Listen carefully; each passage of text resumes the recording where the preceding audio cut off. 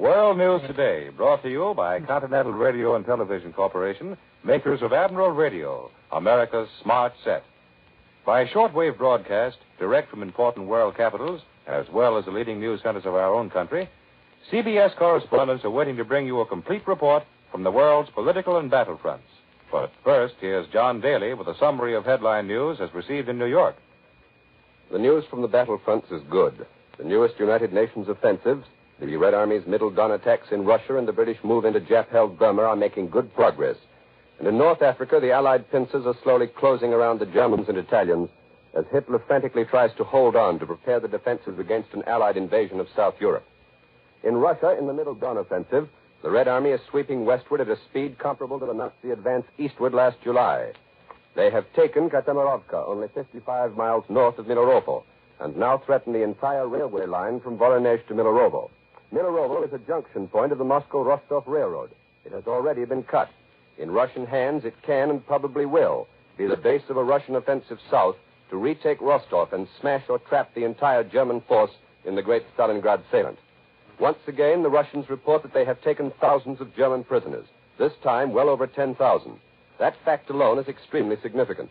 It's unlikely that the Russians want to take any German prisoners and will not if any semblance of resistance is offered. The thousands of Nazis that are falling into Russian hands confirm earlier Russian reports that German troops are surrendering wholesale and that the morale of the Nazi army in Russia has deteriorated. About a year ago today, Hitler, with a great deal of fanfare, took over supreme command of the German armies. The best Christmas gift the United Nations could receive is the assurance that he will not relinquish that command.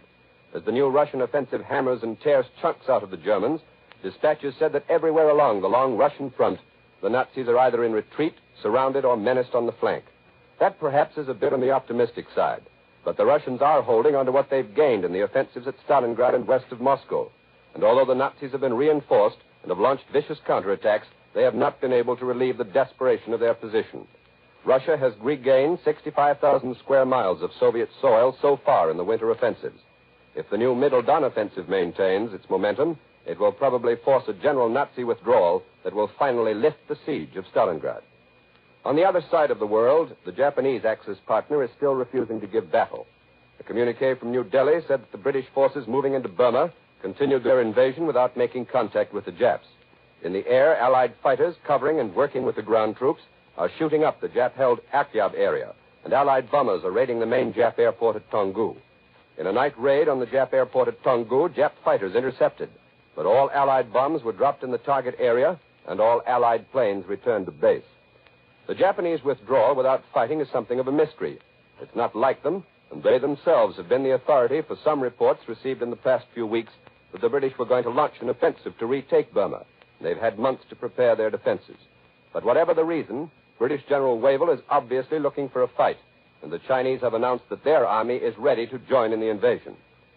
In North Africa, the Eastern Allied pincer arm in Libya is moving steadily forward. The Western arm in Tunisia is still preparing for the land offensive. That Allied air power is smashing at Axis objectives all over Tunisia, and heavy Allied air action is also reported in Western Europe across the English Channel. There has been no official news as yet, but strong fighter forces and a large American bomber force have crossed the Channel and headed into France. We'll get the latest developments on the Mediterranean and European fighting from CBS correspondents abroad. In the Pacific, General MacArthur's forces in New Guinea have made new gains in the Buna area.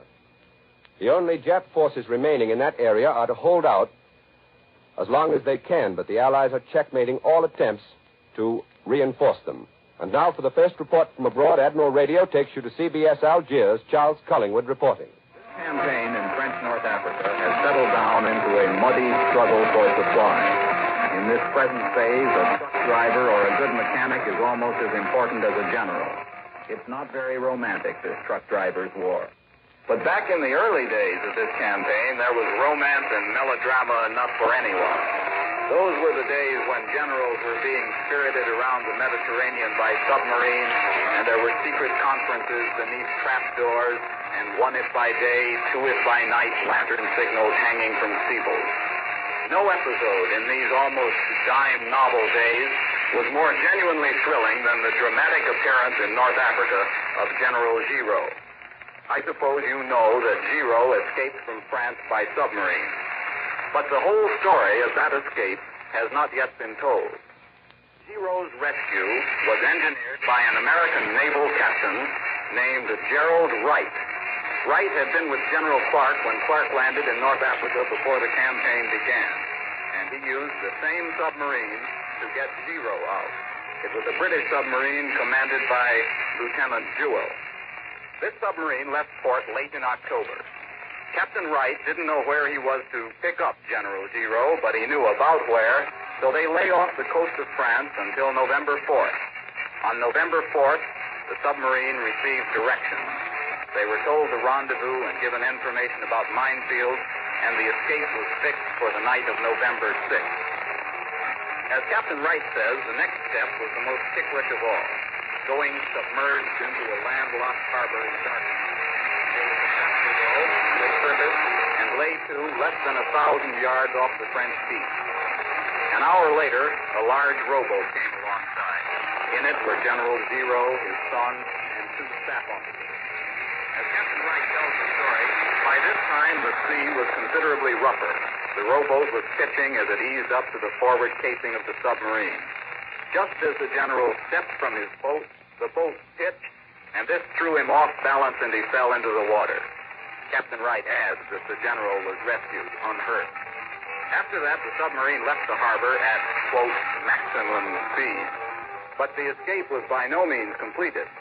Zero was out of France, but he was not yet in safety. As the submarine proceeded out to sea, they received a signal from General Eisenhower telling them that a plane would meet them at dawn. That was dawn on November 7th. The plane didn't find them until 11:30 in the morning.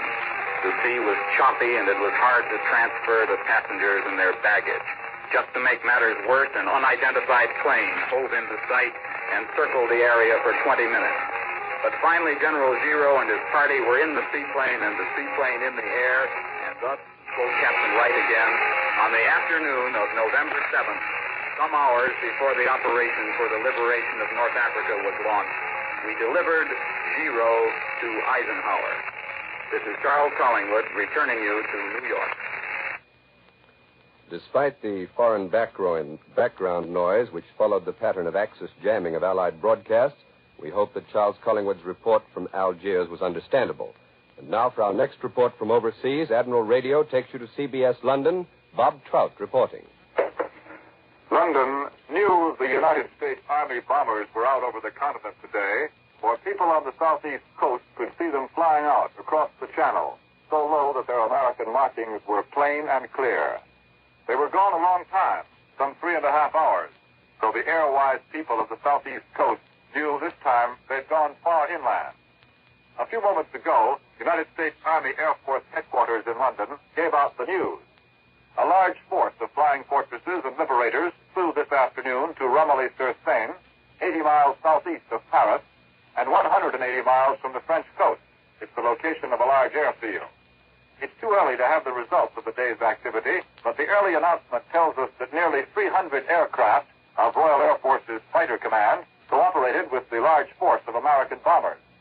The fighters' role was to support the bombers, providing some cover for part of the way in toward the target and out again, while others carried out sweeps. It was the first time in 8 days that the weather has permitted large-scale air operations over northern France. A great part of daylight Allied air activity from bases in Britain is directed against the enemy's transport system on the continent. Today in London, the parliamentary secretary to the Ministry of Economic Warfare said that German-controlled railroads have to carry a greater burden than any railroad system has ever done before. A good deal of the strain has been thrown on the enemy railroads by Allied attacks on Germany's sea routes in the North Sea, in the Baltic, and in the Mediterranean. Late this afternoon, the Germans announced that Laval, Schanow, Göring, and Ribbentrop had been holding one of those conferences at Hitler's headquarters. Political and military discussions was the way the Germans put it. Furthermore, the Germans say, the meeting was imbued with the determination of the Axis powers to make an all-out effort to win final victory. This is defensive talk from the people who started out to conquer the world in an offensive without intermission. And it's also something more. It's the kind of talk engaged in by people who have taken a severe blow and know it. Today's German announcement has in London a somewhat familiar sounds not unlike some of those statements from London back in the days when the British were taking it hard. The British were tough enough to come through all right, and there's no doubt the Germans will make a very powerful effort to emulate the British example. For our next report, we go now to CBS Cairo and the report of Winston Burdett. This is Chester Morrison in Cairo. One trouble with being on the winning side of this war is that the Germans run too fast. And if a reporter stuck in Cairo wants to get to the front, he has to fly. The British didn't have a plane available when I wanted to go, but the Americans had dozens. So I was told by the handsome American major who runs that part of the show. Mind you, I don't think this was deliberate, but when I missed the plane he had arranged, through no fault of his, and came trailing back to the hotel in the evening, dirty and disappointed, it was probably only coincidence that the major was sitting in the lobby having a pink tea with my girl. So I got away the next morning, and for 3 days I waited at Gambut, a way station in the desert, for another plane to Addis Ababa. And when that plane took off, it was loaded with 50-gallon drums of gasoline, lashed to the sides of the cabin with rope. I was the only passenger. And when the dashing young American pilot came into Addis Ababa, he landed downwind and bounced across the rough field like a kangaroo and poked the plane's nose into the mud and nearly turned a somersault. The lashings on the gasoline drums broke, and strong men groaned as they lifted the drums off me. I groaned, too. And in the week I spent with broken ribs in a hospital tent at Addis Ababa, I missed the day we moved into a gala, and the day the New Zealanders got behind the enemy and smashed a third of his tanks and captured at least 500 prisoners. But lying in that tent, surrounded by men who had been blown up by mines, I discovered that no matter how badly a man's body may be hurt, his spirit can remain undamaged. You get a new viewpoint of the war when you lie on your back and look at it. And my girl didn't like the major anyway. She said he had more hands than a caterpillar. This is Chester Morrison, returning you to CBS New York and John Daly. Before bringing you more news from CBS correspondents, here's Warren Sweeney with a word from Admiral Radio. Could this scene take place in your household? Hey, Mom. Oh, Mom, you know about that radio that went dead this morning? Pop said he'd fix it tonight. Well, he did. Our radio's in a worse mess than the alarm clock was when I went to work on it. A year ago, we might have thought such a scene was comic. Today, it brought us on tragedy. A year ago, if Pop accidentally broke a vital part while trying to repair the family radio, it didn't matter much, for he could buy a new one. Today, however, new parts, like new radios, are difficult to get. Therefore, when your radio needs attention, it's important that you call not just a handyman, but a highly skilled radio technician. The best man to call is your Admiral dealer. And there are 3 reasons why he is the best man. First, Admiral dealers are professionals. They have all the facilities, all the knowledge necessary to put a radio in perfect condition, regardless of make. Second, Admiral dealers are businessmen in your own community. They'll give you honest service economically. Third, Admiral dealers realize Uncle Sam is depending upon radio to furnish war information to his citizens. So they've pledged themselves to do their best for America's radio sets. Take care of your radio, and when it needs attention, call your Admiral dealer. And now here once again for Admiral Radio is John Daly. For the news at home, Admiral Radio turns to CBS Washington, Lee White reporting.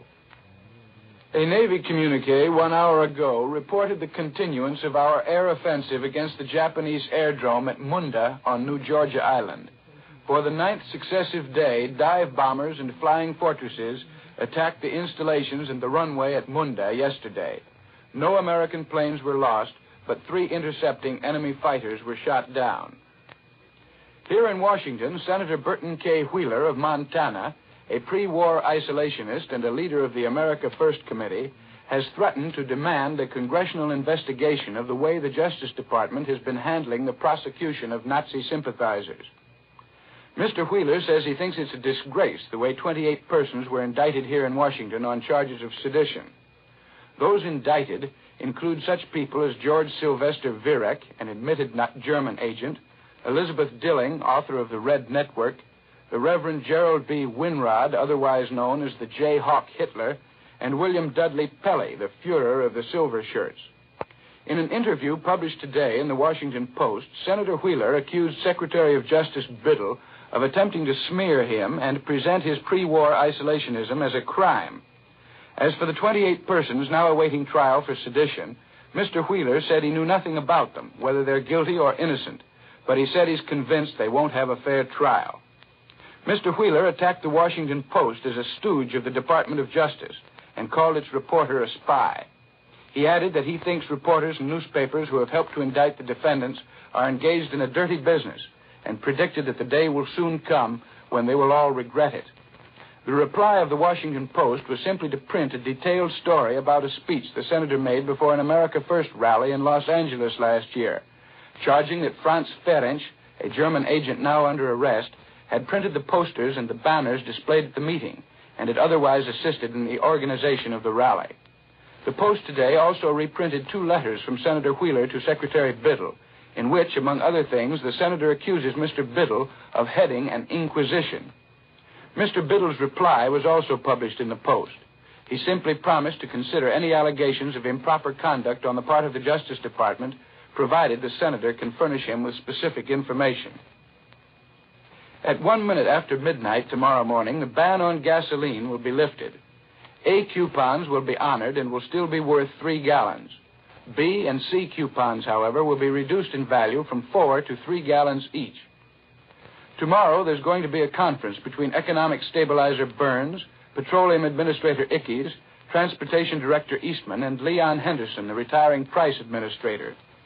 Presumably, the whole gasoline rationing system is going to be reorganized entirely, but to what extent will depend on the results of tomorrow's conference. All we know at the moment is what Mr. Henderson told us last night, that gasoline restrictions are going to be much more rigidly enforced in the future, and that drastic steps are going to be taken to eliminate bootlegging, which is becoming more and more of a problem. As for Christmas travel, the government wants to discourage everyone it can from going home for Christmas, but no orders have been issued. The government is leaving it up to the individual's judgment and his conscience not to put too much of a strain on transportation facilities during the Christmas holidays. Today, Donald M. Nelson reiterated past warnings that the nation faces ever more drastic restrictions on all sorts of travel, by rail, by bus, air, and by private automobile. In a letter to James E. Murray, head of the Senate Small Business Committee, Mr. Nelson says, travel by automobile is due for restriction much more drastic than that obtaining today. Travel by common carrier will be increasingly inconvenient, and in some cases not permissible at all. He advises Mr. Murray to draft plans for storing up consumer goods in the immediate vicinity of local markets as a safeguard against possible temporary breakdowns in the distributive system. There may be occasions, hours, days, or weeks in duration, he predicts, when civilian goods cannot be moved in adequate quantities to supply certain areas. Therefore, says Mr. Nelson, it will be advisable for merchants to have considerable inventories of food, fuel, clothing, and medical supplies on hand at all times. Last Friday, when the gasoline ban was first announced, many people seemed to think it was designed mainly to prevent holiday travel by automobile. Thousands of people here in Washington had been hoarding their coupons in the hope of being able to drive home and spend Christmas with their families. They knew the government disapproved of holiday travel, and so they thought the suspension of gasoline distribution had been ordered on their account. Now it seems that it wasn't. And though the government still frowns on going home for Christmas, it will apparently be possible for many people to do so. Whether they will or not, of course, depends on how seriously they privately consider the gasoline shortage to be. But the 3-day suspension seems to have had a sobering effect on many people, to judge from the number of telephone calls the local studio here has been receiving from listeners who want to help solve the problem. I now return you to John Daly in New York. One of the big news stories here at home today is the return of Captain Eddie Rickenbacker to this country. He will tell his own story over most of these stations at approximately 3:30 Eastern Wartime this afternoon. Now, here in New York is Major George Fielding Elliott, Columbia's military expert, with an analysis of the significance of the new British offensive in Burma. Major Elliott. It is far too early to determine whether the British invasion of Burma is the beginning of a real attempt to recover all of Burma from the Japanese, or is merely a local operation with the limited objective of recovering the airfield and port of Akyab on the shore of the Bay of Bengal. The enthusiasm with which the news of the British move has been received in Chongqing is, of course, understandable. Only by the recovery of Burma can China's communications with the outside world by way of the famous Burma Road be restored. Naturally, this is an operation in which the Chinese would be only too happy to cooperate to the fullest extent of their power. But the advantages to be derived from the reconquest of Burma would not be China's advantages alone. To reopen the Burma Road would mean that Allied air power could move more freely into China, because fuel and bombs and spare parts would be sent in. And the building up of Allied air bases at mainland positions is the best means of directing air attacks against the heart of Japanese industry. Those air attacks which seem to offer the best means of bringing the realities of war home to the Japanese people. Moreover, the recapture of Burma would be do a great deal to offset the feeling of defeatism in India, which has been the hidden cause of much of the political and social unrest in that great subcontinent. However, if Burma is to be retaken, the operations will have to be of a far more extensive nature than the present thrust toward isolated Akyab. Other invasion columns, British and Chinese, will have to converge on the difficult frontiers of that country, and the British fleet in the Bay of Bengal will have to blockade Rangoon and Mulmine to cut off the Japanese supplies and reinforcements.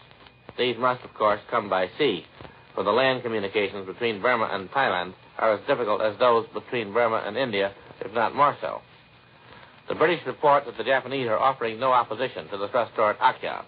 This is not like the Japanese, who have usually fought tooth and nail for every foot of ground when attacked.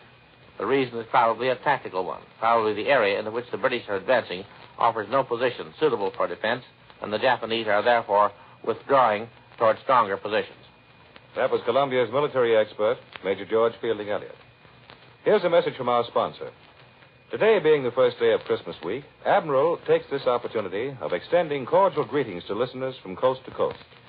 America's Christmas season this year is happier than last. All the luxuries on our tables may be less in quantity, and the trimmings on our gifts not so elaborate. But now, we and the other United Nations are solidly on our way to victory. There is happiness in knowing each of us is playing a part in bringing about this victory to free mankind from bondage. Working and fighting together for one cause forms a tie which binds every American to every other American. Admiral workers feel this spirit of brotherhood deeply. They are united in producing the best possible radio equipment for America's armed forces, as much of it as is humanly possible. Admiral workers are united in looking forward to the Christmas when they will again be turning out the radio sets America wants in its homes, Admiral radios, for when victory is won, Admiral will resume its place as the world's largest manufacturer of radio phonograph combinations with automatic record changers. Uncle Sam has provided V-mail service for your boy who is stationed overseas. For V-mail service, write your letter on V-mail stationery, obtainable at any store where stationery is sold. Use regular airmail stamps and put it in the mailbox. The Army and the Post Office will do the rest. Photograph your letter on microfilm, fly it overseas, rephotograph, and hand it to your boy exactly as you wrote it. This is an extra service from Uncle Sam. World News Today is brought to you each Sunday at this hour by Continental Radio and Television Corporation, makers of Admiral Radio, America's smart set. Be sure to listen again next Sunday when Admiral brings you World News Today by shortwave, direct from the leading news centers of the world. This is Warren Sweeney saying good afternoon and Merry Christmas from Admiral Radio. This is the Columbia Broadcasting System. The WBBM Air Theater, Wrigley Building, Chicago.